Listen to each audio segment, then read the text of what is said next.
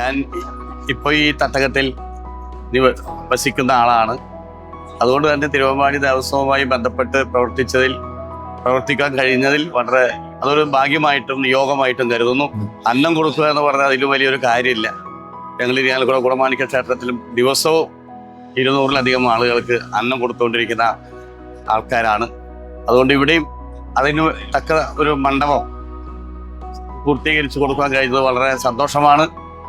നാളെകളിൽ അന്നദാനം നടത്തുവാൻ പറ്റുമോ എന്നുള്ളതും ഭഗവാന്റെ നിയോഗമായിരിക്കണമെന്ന് ആഗ്രഹിക്കുന്നു. Thank you.